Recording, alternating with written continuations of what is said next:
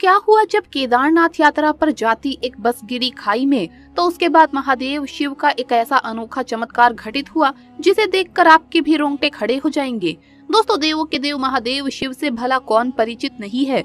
उनके चमत्कार आए दिन घटित होते ही रहते हैं। ऐसा ही एक चमत्कार हुआ बनारस में रहने वाले अंकित जी के साथ। अंकित के साथ जो चमत्कार हुआ उसे जानकर हर कोई हैरानी में पड़ गया। दोस्तों, वीडियो शुरू करने से पहले जो भी महादेव के भक्त हैं कमेंट बॉक्स में हर हर महादेव जरूर लिखना। दोस्तों, अंकित एक प्राइवेट कंपनी में जॉब करता है और वो महादेव शिव का एक परम भक्त है। वो साल में एक बार जरूर बाबा केदारनाथ के दर्शन करने जाता है और इस बार उसने अपनी कंपनी में कुछ दोस्तों के साथ बाबा केदारनाथ जाने का फैसला लिया।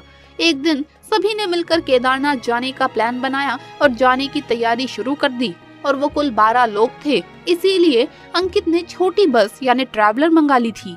अंकित 2 दिन बाद अपने मित्रों के साथ रात के लगभग 8 बजे केदारनाथ के लिए रवाना हो गए।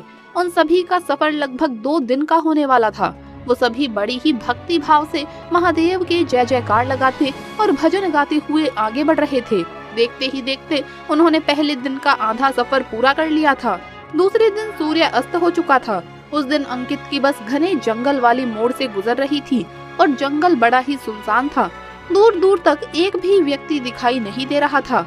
अंकित को बस के ड्राइवर ने बताया कि यहाँ पर लुटेरे रहते हैं जो गाड़ियों को रोककर लूटते हैं। इस बात को सुन बस में बैठे सभी लोग भयभीत हो गए। सभी ने बस की खिड़की दरवाजे बंद कर लिए थे। तभी अचानक बस के टायर फटने की आवाज आती है। टायर फटने के बाद बस एक खाई की तरफ बढ़ जाती है और एक पेड़ से टकराने के बाद रुक जाती है। जब ड्राइवर ने उतरकर देखा तो पाया कि एक बड़ी लोहे की कील टायर में घुस गई है, जिस कारण टायर पंचर हो चुका था। सभी लोग डरे हुए थे क्योंकि वो जानते थे कि ये उन्हीं लुटेरों का काम हो सकता है। सभी लोग बस में चढ़े और बस की खिड़की और दरवाजे बंद कर लिए और महादेव को याद करने लगे। तभी वहाँ 2 लुटेरे बस का दरवाजा तोड़कर बस के अंदर घुस गए।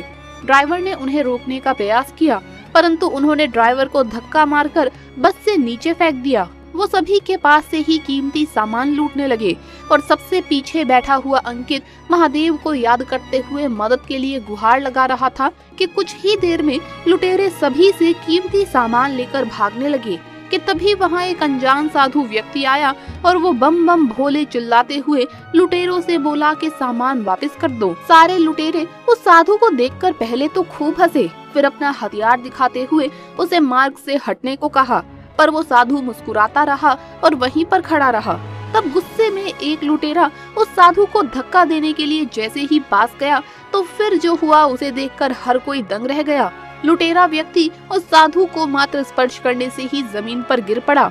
उसके हाथ पैर अकड़ गए थे, जिसे देखकर दूसरा लुटेरा डर गया और सारा सामान छोड़कर वहां से भाग खड़ा हुआ। फिर ड्राइवर ने उस साधु को हाथ जोड़कर कहा कि बस तो खाई के करीब है, इस बस का टायर भी फट चुका है। तो वो साधु बोला कि तुम चिंता मत करो, कुछ देर यहाँ विश्राम करो, मैं अभी किसी को बुला देता हूँ। सभी ये सोच रहे थे कि साधु सुनसान जंगल में किसी को मदद के लिए कैसे बुलाएगा, परंतु वो उस साधु के कहे अनुसार बस में चढ़कर आराम करने लगे और किसी को पता ही नहीं चला कि कैसे सभी की आंख लग गई। कुछ देर बाद अंकित की आंख खुली तो उसने बस से उतरकर उस व्यक्ति को ढूंढने का प्रयास किया। तभी उसने देखा कि कुछ दूरी पर ही एक सांप जंगल की तरफ जा रहा है और धीरे धीरे वो अंधेरे में गायब हो गया। और जैसे ही उसकी नजर पीछे बस पर पड़ी तो उसने देखा कि उनकी बस बिल्कुल रोड पर खड़ी है और उसका पंचर भी ठीक हो चुका है। और ये देख अंकित आश्चर्यचकित हुआ। फिर वो तुरंत बस में चढ़कर ड्राइवर को उठाकर पूछता है कि आखिर ये बस रोड पर कैसे आई और आखिर टायर कैसे ठीक हुआ। वहीं ड्राइवर को भी इस बात की कोई जानकारी नहीं थी। धीरे धीरे सभी बस से नीचे उतर कर आए। किसी को ये समझ नहीं आ रहा था कि ऐसे भयानक अंधेरे और सुनसान जंगल में साधु आखिर आया कहां से और आखिर वो साधु कौन था और साथ ही बस का टायर पंचर किसने ठीक किया।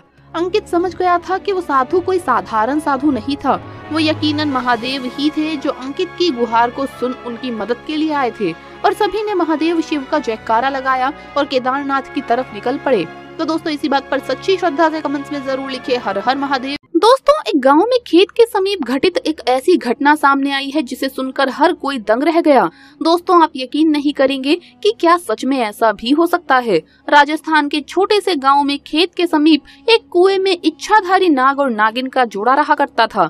एक रात्रि की बात है जब इच्छाधारी नागिन अपना रूप बदलकर चांदपुर गांव में यूं ही भ्रमण के लिए निकली थी और कुएं के पास उस समय इच्छाधारी नाग सो रहा था। उस समय वहाँ बहुत अंधेरा था। राजेश और रवि नाम के दो किसान अपने खेत का सारा काम निपटाकर उस कुएं के पास से गुजर रहे थे। ऐसे में अंधेरे में भूलवश राजेश का एक पैर इच्छाधारी नाग के फन पर रखा गया। इसके बाद जैसे ही इच्छाधारी सांप ने राजेश को काटना चाहा, पीछे से रवि ने देख लिया और अपनी कुल्हाड़ी से उसने इच्छाधारी नाग की हत्या कर दी। जब दोनों को पता चला कि वो कोई साधारण नाग नहीं है बल्कि ये तो इच्छाधारी नाग है, तो उन्होंने उसे उठाकर पास में स्थित कुएं में फेंक दिया और वहां से भाग निकले। उधर जब इच्छाधारी नागिन कुएं के पास लौट कर आई तो अपने मृत नाग को कुएं में देखकर वो बेसुध हो गई और उस नाग की आंखों में उसने उसके कातिलों को देख लिया। उसके दिमाग में बस एक ही शब्द चल रहा था, वो था बदला। उसने उसी समय प्रण लिया कि जिसने भी मेरे नाग की हत्या की है, मैं उन दोनों इंसानों को इस कुएं के अंदर ही मारूंगी। ऐसे में उसने बहुत सालों तक उसी कुएं में रहकर अपने नाग के कातिलों का इंतजार किया, परंतु राजेश और रवि ने उस घटना के बाद उस स्थान से निकलना ही बंद कर दिया। परंतु इच्छाधारी नागिन और अपने नाग की हत्या का बदला लेने के लिए बहुत ही ज्यादा वो तड़प रही थी। उसके सब्र का बांध टूट चुका था और उसने निश्चय किया कि अब मैं गांव में जाकर उन दोनों हत्यारों से बदला लूंगी। उसने बहुत ही सुंदर कन्या का भेष धारण किया और चांदपुर गांव में पहुंची। पूरे गांव में उसने नाग की आंखों में दिखे कातिलों को ढूंढना चाहा, पर वो नहीं मिले। परंतु रात्रि के समय राजेश और रवि पुनः खेत में काम करके वापस लौट रहे थे। तभी उनकी इच्छाधारी नागिन पर नजर पड़ी। उस समय उसने बहुत ही सुंदर कन्या का रूप धारण कर रखा था और अपनी सुंदरता से वो राजेश और रवि को लुभाने लगी। वो दोनों उसकी सुंदरता पर मोहित हो चुके थे। ऐसे में उस लड़की ने कहा, आओ मैं तुम्हें स्वर्ग की सैर कराती हूँ। वो दोनों बेसुध हो गए और उसके पीछे पीछे जाने लगे। वो उस लड़की की सुंदरता में इतने मोहित हो चुके थे कि उन्हें समझ में नहीं आ रहा था कि वो दोनों उसी स्थान पर जा रहे हैं जहाँ पर उन दोनों ने नाग की हत्या की थी। अब वो इच्छाधारी नागिन दोनों को लेकर उस कुएं के पास आ गई और अपना भयंकर और विशाल रूप उन दोनों को दिखाया, जिसे देखकर दोनों के पसीने छूट गए और डर के मारे वो दोनों कांपने लगे। इच्छाधारी नागिन ने उन्हें अपना पक्ष रखने का भी मौका नहीं दिया कि भूलवश उनसे नाग की हत्या हुई थी और नागिन ने उन्हें डस डस कर मार डाला और अपने नाग की हत्या का बदला ले लिया। इसके बाद अपने प्रण के अनुसार दोनों के शव को उसने उसी कुएं में फेंक दिया जिस कुएं में उन्होंने उस नाग को मारकर फेंका था और वो पुनः कुएं के आसपास रहने लगी। दोस्तों, आप भी इस बात का विशेष ध्यान रखिएगा कि किसी भी प्रकार से आप जाने अनजाने में भी किसी नाग नागिन को चोट ना पहुंचाइए, क्योंकि हमारी एक गलती हमारे ऊपर बहुत भारी पड़ सकती है। नाग हो या नागिन, सब महादेव के गहने हैं। हमारा कार्य है कि जैसे हम महादेव की भक्ति करते हैं, उन्हीं के साथ ही हमें इनकी भी पूजा अर्चना करनी चाहिए, ना कि इन्हें चोट पहुंचानी चाहिए। साथ ही इस घटना को लेकर आपकी क्या राय है, हमें कमेंट्स में लिखकर जरूर बताइएगा और महादेव के सच्चे भक्त कमेंट में हर हर महादेव लिखना ना भूलें।